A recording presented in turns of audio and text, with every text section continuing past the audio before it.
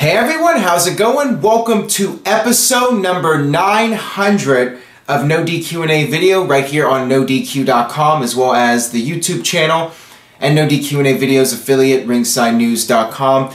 If you are watching for the very first time, my name is Aaron Rift. I'm the owner of NoDQ.com. This is my Q&A video series. Thank you guys so much for checking out the video today. I hope you enjoy it. Got your questions, which come from twitter.com/AaronRift using the hashtag PAIV. Got a lot of questions to cover, so let's get started today. First one comes from Ali Morrison.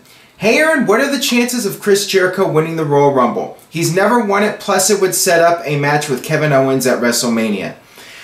I would love to see Chris Jericho win the Royal Rumble. As you mentioned, he has never won the Royal Rumble in his illustrious WWE career. Jericho has done it all, except for winning the Royal Rumble. I think it would be awesome to see Jericho win the Rumble, and it would make sense. I would like to see Jericho win and then challenge Kevin Owens, his best friend, at WrestleMania, and that is the final chapter of this storyline between Kevin Owens and Chris Jericho. That is what I think WWE should do. Now, at this point, it's still unknown. We still have a few more weeks left of storylines until the Royal Rumble, and things could change. But right now, I would predict either Jericho or Undertaker winning the Royal Rumble. The thing is, you have the SmackDown pay-per-view Elimination Chamber coming up, so you don't necessarily need a SmackDown guy to win, and really Undertaker is not affiliated with either brand apparently. He's just the Undertaker. He goes wherever he wants, but I think it would make more sense for a Raw guy to win the Royal Rumble, and Chris Jericho would be that guy. So we'll see what happens, but I would definitely be happy with Jericho winning the Rumble. It would be really cool to see him finally win one after all these years. This one comes from Steven. Since WWE tested Jericho versus Owens at WrestleMania for the Universal title, doesn't mean it won't happen now. There's a possibility that Roman Reigns will end up as Universal Champion going into WrestleMania. I could see Reigns losing the US title on Raw. This Monday night we have a triple threat match, or excuse me, a handicap match. Roman Reigns defending the US title against both Owens and Chris Jericho. I could see Reigns losing the US title and then winning the Universal title at the Rumble. The thing is though, with the Royal Rumble stipulation with Jericho being in the cage, it makes you think Reigns has got it in the bag. He's going to win the title and Jericho will not be interfering. The thing is though, we know how these matches go with the guy in the cage. They always find a way to cheat. I could see Jericho somehow being able to cost Reigns the match and then Jericho wins the Rumble. And to me, it's really better for Roman Reigns to defend the US title against Braun Strowman at WrestleMania. I think that that would be better, and having Owens versus Jericho for the Universal title. After everything WWE has put into Jericho versus Owens, I think they should go all the way with it and have it be for the Universal title. But at this point, I'm not getting my hopes up. It would not surprise me at all if Reigns drops the US title soon and then wins the Universal title and goes on to defend it at WrestleMania. And Jericho versus Owens is just a singles match at WrestleMania with no title on the line. Maybe the US title. You never know. This one comes from DJ Whitty. Yo Aaron, please answer in video. Why does WWE insist on keeping the US title on Reigns? I thought for sure Jericho was going to win it last night. WWE is just trying to keep Reigns strong, and that is the reality of the situation. Reigns is being booked as a top guy, the face of Monday Night Raw. So since he's the US champion, the title is going to be elevated because of the guy holding it. That's the way it is. And like I said, we could very well end up seeing Reigns lose the US title, but I think if that happens, that's a sign that Reigns is winning the Universal title. If he loses it on Raw, then you guys better start preparing yourselves for Roman Reigns Universal Champion heading into WrestleMania. I would be very surprised if Reigns becomes a double champion. So I think if Reigns stays US champion going into the Rumble, he'll lose at the Rumble and he'll go on to defend against Strowman at WrestleMania. That's my prediction, at least. But again, it's really hard to say right now until we see how things play out in the last few weeks heading into the Royal Rumble. Moving on here, got this question from Jason. What do you think from Undertaker and Shawn Michaels when they show up on Monday Night Raw? What happened to Taker on SmackDown? Undertaker, I believe, was never drafted to a specific brand. So basically, he can show up wherever he wants. And I think some people assumed that he was exclusive to SmackDown. And it doesn't surprise me he's on Raw. Raw is watched by more people. And with the build-up for the Royal Rumble and WrestleMania season, WWE is going to have Undertaker on Raw. Let's face it. Raw is still the A show, even though SmackDown has consistently been better in quality. I think most fans would agree on that.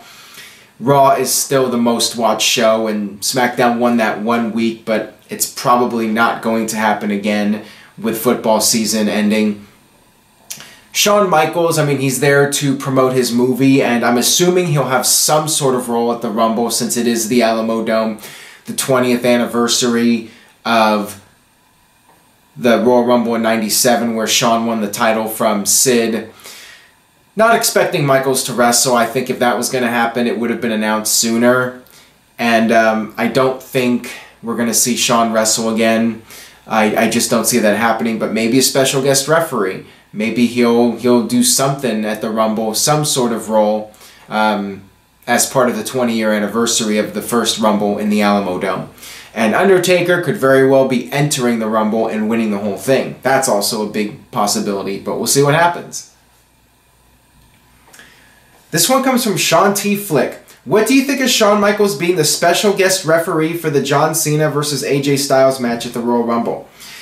I like that idea a lot. I mean, that would definitely be a good way to utilize Michaels and add even more interest to the John Cena versus AJ Styles match. Although, by doing that, I think fans are going to get this hope that AJ and Shawn will have some sort of confrontation to lead to a WrestleMania match. Now, I would not rule that out, but my gut feeling is if Shawn was going to come back for one more match, he would have done it for the Royal Rumble. I mean, I guess it's possible they could do an angle at the Royal Rumble to set up WrestleMania, AJ Styles versus Shawn Michaels, but that is something I really feel is wishful thinking. I mean, I'll believe it when I see it, if something like that happens, but I could see WWE not doing that just because they do not want to give this false hope that Shawn's going to do some sort of angle with AJ and come out of retirement.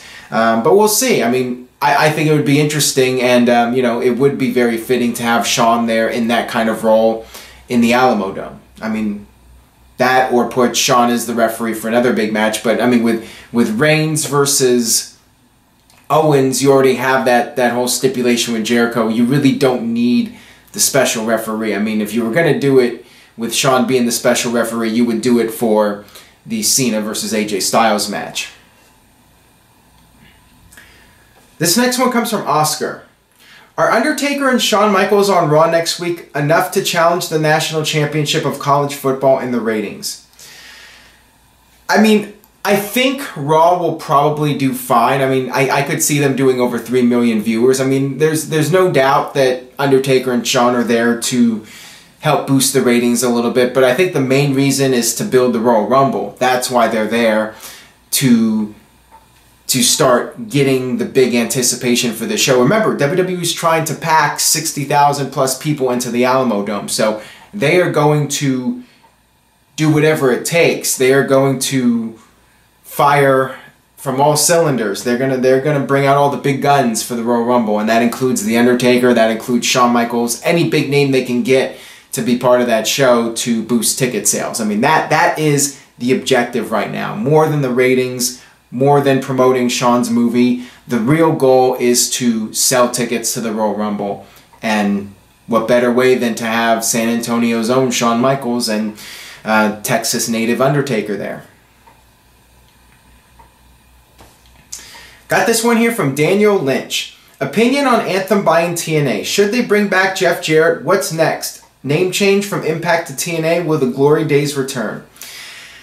Alright, so a lot of things have gone down in TNA. Anthem is now firmly in control. We just had the first new edition of Impact Wrestling for 2017 this past Thursday, complete with Anthem branding on the ring aprons and the turnbuckle pads.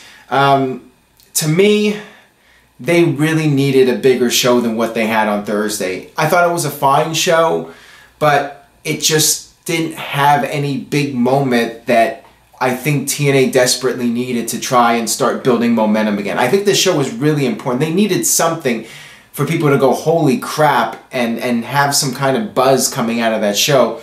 And all they had was Davey Richards returning. I mean, that was it. And to me, that's not something that's going to create a water cooler moment where people are talking about it and buzzing about it.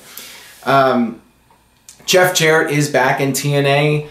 And that's a positive in the sense that Dixie is being phased out, which is something TNA has desperately needed for a long time. But honestly, I feel it's too little too late. And going back to the past isn't going to cut it. TNA needs some fresh ideas and some new people coming into the picture from a creative standpoint. Going back to Jarrett and Dutch Mantel, it's not going to fix their problems, and it's not going to help TNA in terms of rebranding. That's just my opinion on it. I mean, if Jarrett was such a creative genius, GFW would be much more of a force than it is, let's face it.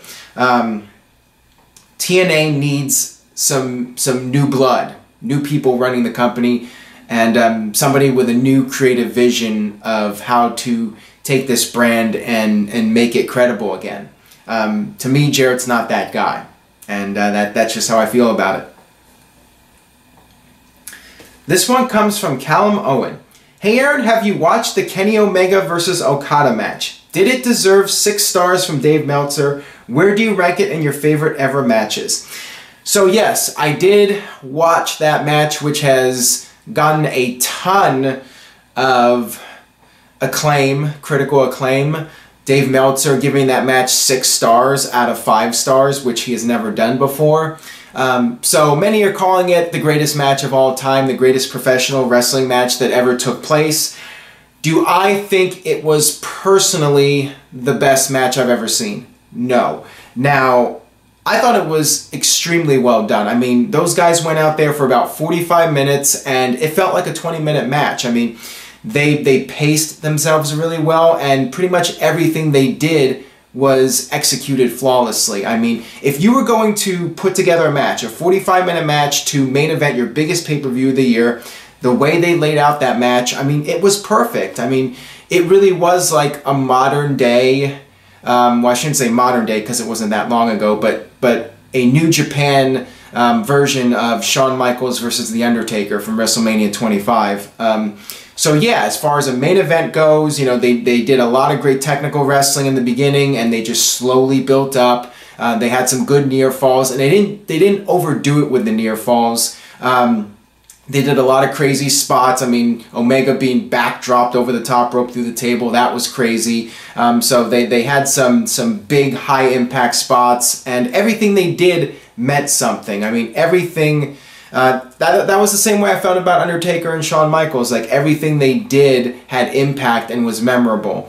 So these guys just had a tremendous athletic performance. Now, with that being said, there are a couple questions I have. Now, I do not follow New Japan, really. I watch matches occasionally. So my question is, what was the build-up for this match like? When I'm critiquing a match or whatever, I look at the overall build-up, the storyline leading up to the match. Now, as far as pure wrestling goes, people might say, and arguably so, rightfully so, that this was the best match of all time. But in terms of sports entertainment, what was the storyline leading up to this match? That's the question I have for people that follow New Japan. Was this a match that had a really strong storyline leading up to it? Like Steve Austin versus Bret Hart. That match had tremendous build-up, and it was an extremely compelling storyline. And the other question I have is, what kind of impact is this match going to have on the future of New Japan Pro Wrestling? Is it going to change the face of the company like Steve Austin versus Bret Hart did? That match Steve Austin and Bret Hart, that put Austin's career on the map, and that set him up to be the biggest star of all time and completely turned WWE around into this major powerhouse that it is today. So what kind of impact is Kenny Omega versus Okada going to have on New Japan Pro Wrestling and the wrestling business moving forward? It's too soon to say. So if Meltzer's judging the match based off of the technical performance, then yeah, it was 6 stars, 7 stars, 1 billion stars, whatever you want to say. I mean, they made no mistakes. It was about as flawless of an athletic performance as you could possibly have. But was it the greatest match of all time? I would say it's definitely too soon to tell. But I would say, you know, technically it's right up there in the top 10 matches I've ever seen, for sure, maybe even the top 5. And for certain the best New Japan Pro Wrestling match I've ever seen. So there's no question about that.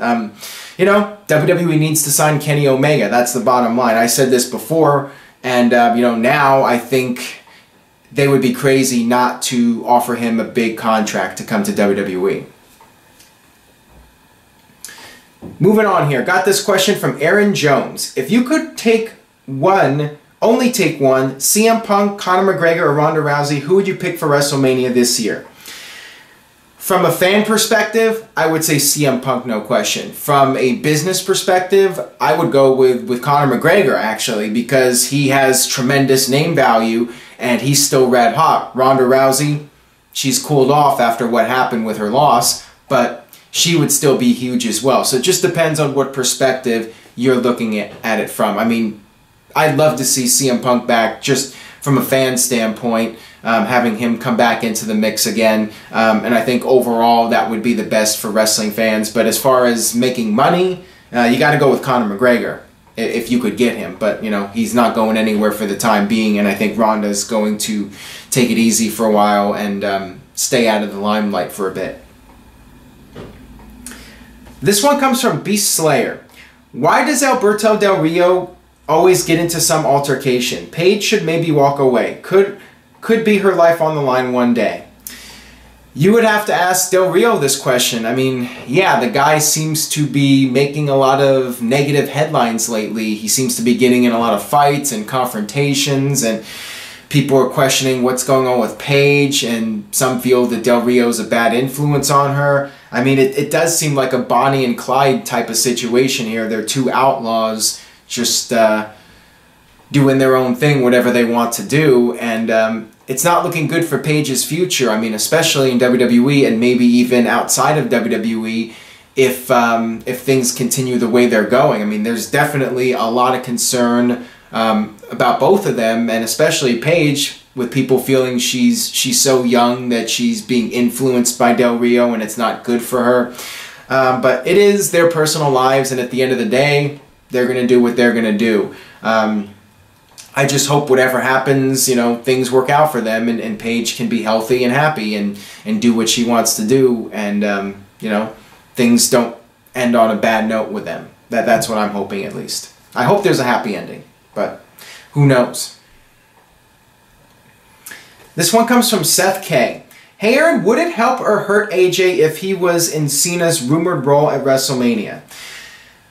Well, the rumored match for Cena is against Undertaker. I think AJ versus Undertaker would be unbelievable at WrestleMania. That would no doubt help him. I mean, I said this before. AJ needs a high-profile match at WrestleMania. It would be a major disservice to AJ and the fans to not put him in a big match. I mean, he faced Jericho last year. That was fine, but it was, you know, just a regular match at WrestleMania. And this year, you need to up the ante. It needs to be bigger. AJ needs something really big coming off of such a big 2016. So if it's not against Cena, you know, hopefully they can come up with something for AJ. Shawn Michaels, as I mentioned earlier, or bringing back Finn Balor. If Finn Balor's ready to go, you do that match. You got to do something big with AJ. I really feel you do. This one comes from Deadman Anime Fans. Who chooses the person or persons to introduce the Hall of Fame members, WWE or the inductee?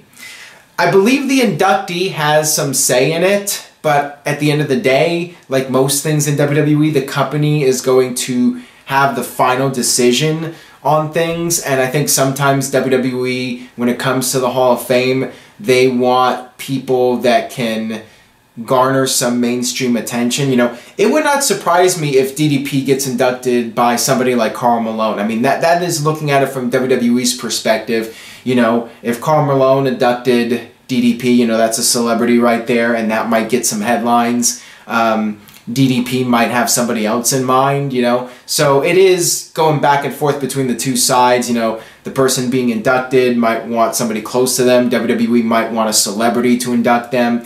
And, you know, they have to come to an agreement on something. But I think at the end of the day, you know, WWE is going to have the final say and hopefully not offend the person that's being inducted. But, you know, that's just business. That, you know, this Hall of Fame ceremony, you know, it's nice and all, but you have to keep in mind, it's a business WWE's running, and they're always trying to do whatever they can to get the most headlines when it comes to who they induct and people that are inducting these inductees. Got this one here from Benny. Who do you see Mickie James feuding with when she finally debuts on SmackDown?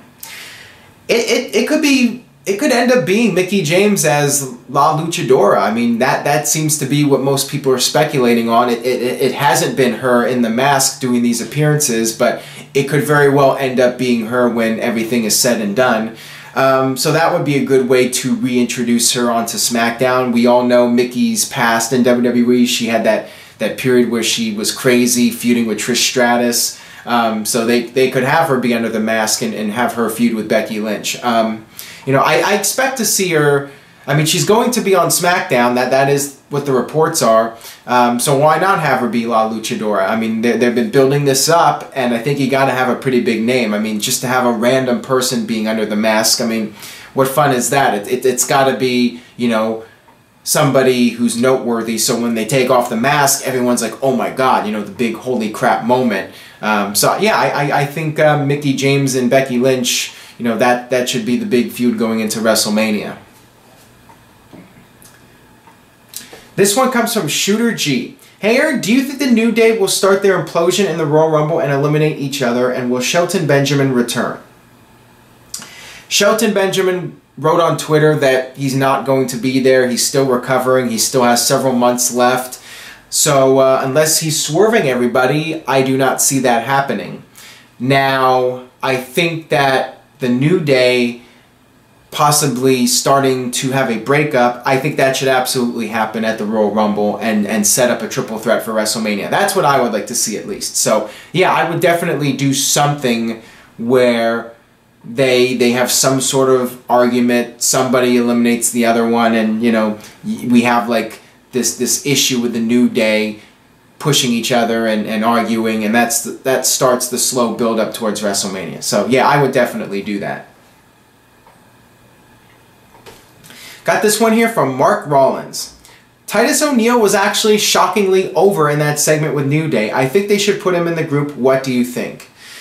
I was entertained by that segment. I thought it was funny to see Titus coming out there and trying to get a spot in the New Day, but like I said in that previous question, with the New Day starting to potentially split up, then there's really no sense in getting Titus O'Neil involved, although maybe he can continue to instigate things and play a role in the breakup, and maybe you could have Titus align himself with Xavier Woods. You know, if Xavier turns heel, you could have Xavier and Titus form a new tag team and have Kofi perhaps go into the Cruiserweight division and have Big E get a push in the main event scene, or maybe the upper card scene, maybe the US title scene, something like that.